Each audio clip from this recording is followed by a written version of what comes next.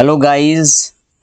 So today I have brought a big news for you. The news is that IB IB ने assistant central intelligence officer grade 2 executive examination 2023 announcement कर चुका है। तो इसका जो online application already शुरू हो चुका है। ठीक है, इसका वो जो पूरा डिटेल्स है, एग्जामिनेशन पैटर्न क्या होता है, एजुकेशन क्वालिफिकेशन क्या होता है, एज क्वालिफिकेशन क्या होता है, मतलब और बाकी सारा जो डिटेल्स है, सैलरीज वगैरह, पूरा इस डिटेल्स को इस वीडियो में हम देखेंगे। उससे पहला दोस्तों वीडियो को लाइक शेयर और सब्सक्राइब कर देना चैनल को। ठीक है गाइस, ताकि आपको लगातार अपडेट मिलता रहे। तो आईबी का जो लास्ट एग्जाम था वो 2020-21 में आया हुआ था। ठीक है, उसमें काफी वैकेंसीज थे। फिर अभी 2-3 साल का बाद में आया एग्जाम। ठीक है गाइस, तो इसका डिटेल एक एक चीज को हम देखते हैं। तो लेट्स स्टार्ट करते हैं दोस्तों। तो सबसे पहले आपको क्या देखना है दोस्तों? ठीक है, तो ये है, ये जो है, ठीक है, ये इसका वेबसाइट से, ऑफिशियल वेबसाइट से, इसमें आप जाके पूरा डिटेल इसका एप्लीकेशन देख सकते हैं और फिर इसको अप्लाई भी कर सकते हो ऑनलाइन। ठीक है गाइस, उसके बाद हम आ जाते हैं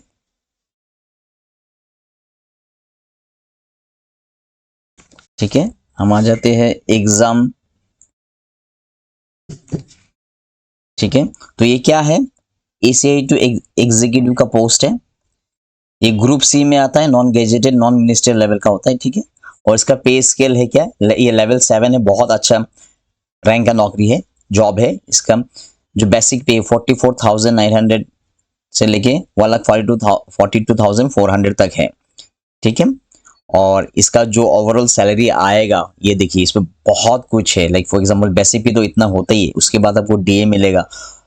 ठीक है, डीए मिलेगा आपको 46% जो अभी है प्रेजेंट सेंट्रल गवर्नमेंट, और डीओ मिलेगा। उसके बाद स्पेशल सिक्योरिटी अलाउंस आप देख रही है, हर कोई डिपार्टमेंट में नहीं होता, लेकिन आईबी में है तो इसका 20% इसका बेसिक मिलेगा। ठीक है, इसका अराउंड इतना आएगा। फिर एचआरए होगा। एचआरए डिपेंड करता है कि आप कौन सा सिटीज में है। 27% आपका एक्स सिटीज में होता है, 18 वाई सिटीज में होता है। अगर बॉर्डर एरियाज में कहीं आपका पोस्टिंग है तो वो 9% डीओ होता है। ठीक है, ट्रांसपोर्ट अलाउंस उसके सिवा। ठीक है, उसके बाद आपका ये गवर्नमेंट कंट्रीब्यूशन टुवर्ड्स एनपीएस ये भी देता है 14%। ठीक है, ये तो काफी सारा सैलरी हो जाता है। इनिशियली आपको 70 60 या 70 प्लस तो होना चाहिए। ठीक है गाइस, और उसके बाद और भी कुछ बेनिफिट है जो आपको मैं दिखाना चाहता हूँ। सी गाइस, ये कैश कंपेंसेशन होता है। मीन्स 30 डेज का सैटरडे संडे जो एक्स्ट्रा वीकेंड में काम होता है कभी कभी, तो उसके चेंज में आपको 30 डेज का सैलरी दिया जाता है, मतलब बेसिक पे प्लस डीए दिया जाता है। ठीक है, एनुअल इंक्रीमेंट भी रहता है। फिर मेडिकल फैसिलिटीज होता है, एलटीसी रहता है। फैमिली के साथ आप 4 साल में एक बार कहीं भी घूमने जा सकते हो, ऑल इंडिया एलटीसी रहता है। फिर आप नॉर्थ ईस्ट से अगर बाहर से आप नॉर्थ ईस्ट में पोस्टिंग आया तो आपको every month home town LTC मिलता है। ठीक है गाइस, चिल्ड्रन एजुकेशन अलाउंस मिलता है 2 बच्चों को पढ़ाने के लिए एवरी ईयर। एट प्रेजेंट में एक बच्चे का 27,000 है, तो 2 बच्चे का 54,000 मिलता है आपको। ठीक है गाइस, उसके बाद देखिए नंबर ऑफ वैकेंसी बहुत इंपॉर्टेंट है, 995 है गाइस, बहुत ज्यादा है। अनरिजर्व के लिए 377 है, ईडब्ल्यूएस के लिए 129, OBC 222, SC 134 and then ST 133 है। ठीक है, और एक चीज है, देखिए सब कुछ जानना चाहता है कि एजुकेशन क्या रहता है। तो ग्रेजुएशन रहता है, सिंपल। कई रिकॉग्नाइज यूनिवर्सिटी आपको ग्रेजुएशन होना चाहिए, जरूरत नहीं कॉमर्स हो, साइंस हो, आर्ट्स हो, कुछ भी हो, बट ग्रेजुएशन होना चाहिए। उसके बाद डिजायरेबल क्या है, कंप्यूटर रहता है, बट आपको अगर कंप्यूटर का नॉलेज नहीं भी पता है तो फिर भी चलता है। ठीक है, क्योंकि ट्रेनिंग वगैरह चलते रहता है, उसमें आपका कंप्यूटर नॉलेज सिखाया जाता है। उसके बाद और एक चीज इंपॉर्टेंट है, एज लिमिट। ठीक है, ये जो फ्रेशर्स है उसके लिए है 18 to 27 ईयर्स। लेकिन अगर आप SC ST हो तो 5 ईयर्स का रिलैक्स है आपको। अगर ओबीसी का हो तो 3 ईयर्स का रिलैक्स है। ये बहुत बड़ा इंपॉर्टेंट चीज है कि अगर आप आईबी में नौकरी करते हो ऑलरेडी, ठीक है, तो आपको 40 ईयर्स तक एग्जाम्पशन मिलेगा, बट उसके लिए आपको 3 ईयर्स रेगुलर सर्विस होना पड़ेगा। समझ में आया? जैसा कि फॉर एग्जांपल आपका अभी एज 30 है, आपने अभी ज्वाइन किया है, या फिर 27 में ज्वाइन किया है आप, तो 3 साल हो चुका है 30 ईयर्स में, तो आपके लिए 40 ईयर्स तक आप दे सकते हो। ओके गाइस, तो ये हो गया आपका एज लिमिट। उसके बाद आ जाते हैं, ठीक है, और भी बहुत कुछ है, ये थोड़ा आप देख लेना। ठीक है। 35 ईयर्स फॉर अनरिजर्व कैंडिडेट्स, ठीक है। 40 ईयर्स फॉर एसटी एसटी, ये सब है मतलब, ठीक है। उसके बाद तो मोटा मोटा चीज़ मैं आपको बता दे रहा हूँ। उसके बाद क्या है, इसके बाद ये देखिए सर्विस लायबिलिटी, ये भी बहुत इंपॉर्टेंट चीज़ है, सबको जानना होता है कि ये नौकरी कहाँ रहेगा। तो ये service the post involves all India transfer liability, तो ऑल इंडिया ट्रेवल करना पड़ता है आपको, all India level, all India transfer liability, all India transfer कहीं भी आपको ट्रांसफर हो सकता है, ठीक है। बट इसमें देखा गया कि बहुत सारे लोग एक बार पोस्टिंग जब कहीं कर लेते हैं रिमोट एरिया में या बॉर्डर एरिया में, उसके बाद होम टाउन में पोस्टिंग हो जाता है, और एक बार हो गया तो फिर काफ़ी साल रह सकते हो, या फिर आप कहीं भी रहना चाहते हो 5 साल 6 साल, तो वहाँ पे भी आप रह सकते हो, तो ऐसा कोई प्रॉब्लम नहीं है, मतलब एटलीस्ट ट्रांसफ़र का प्रॉब्लम नहीं है। उसके बाद ये सिटी ऑफ एग्ज़ाम, एग्ज़ाम कहाँ होगा, ठीक है। ये बहुत सारा सिटीज़ दिया गया हुआ है, मेघालय में शिलोंग में है, मणिपुर में इम्फाल में है, ठीक है। ये आंध्र प्रदेश में बहुत सारा जगह में, आसाम में है, डिब्रूगढ़, गुवाहाटी, जोरहाट, सिलचर, तेजपुर, ठीक है। तो ये सब है, नागालैंड में है, सब जगह में एग्ज़ाम का सेंटर रहता है इसके लिए।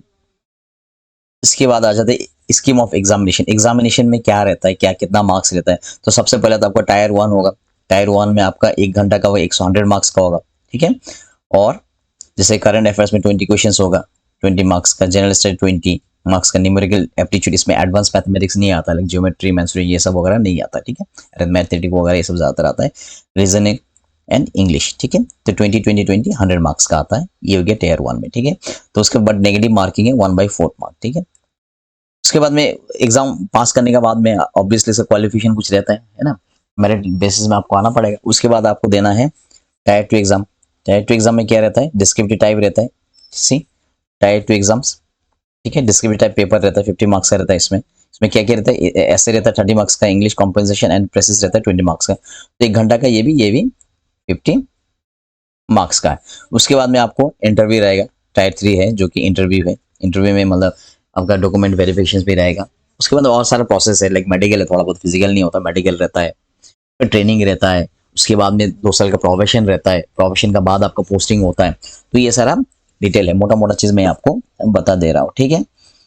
और क्या जानना है, उसके बाद में इतना कुछ है नहीं यहाँ पे, ठीक है। ये बहुत इंपॉर्टेंट चीज़ है, सबमिशन इंपॉर्टेंट डेज बहुत इंपॉर्टेंट है ना। कब इसका स्टार्टिंग डेट 25 है नवंबर का, और इसका लास्ट डेट हो गया 15 दिसंबर, ठीक है। ये बहुत इंपॉर्टेंट देख लेना, within this date you should apply, okay guys. So try to apply as early as possible, ठीक है। तो ऑनलाइन आपको SBI ईपे लाइट से करना पड़ेगा, ऑनलाइन पेमेंट का ही है मतलब, ठीक है। उसके बाद में ये वेबसाइट है जहाँ पे आप ऑनलाइन अप्लाई कर सकते हो। ये 2 वेबसाइट है, you can go to this 2 websites, either of this 2 and you can apply, ठीक है गाइस। उसके बाद में ये सब जनरल इंस्ट्रक्शंस ये भी थोड़ा पढ़ लेना, ठीक है। ये नोटिफिकेशन मिल जाएगा आपको, कहीं में भी मिल जाएगा, ऑफिशियल वेबसाइट में मिल जाएगा, एग्री वगैरह कैसा क्या करते हैं। उसके बाद बहुत सारे इंपॉर्टेंट चीज़ आपको ये सब चीज़ थोड़ा जानना जरूरी है। Before start of filling of application through online mode, the candidate should keep ready the following details, ठीक है। ये जानना जरूरी है आपको, क्या क्या चाहिए, बहुत इंपॉर्टेंट है। Email ID, valid email ID होना चाहिए, मोबाइल नंबर एक चाहिए जिसमें OTP आ सकते हैं, scan copy of the recent passport size colour photograph चाहिए, ठीक है। कलर फोटोग्राफ होना चाहिए जिसका साइज इतना होना चाहिए, ठीक है, पुराना नहीं होना चाहिए, लेकिन विदिन 12 वीक्स का होना चाहिए, ठीक है। तो ये जो फोटोग्राफ आप यूज़ करेंगे ये हमेशा यूज रखना, ताकि आपको रिक्रूटमेंट प्रोसेस में काम आ जाए, ठीक है।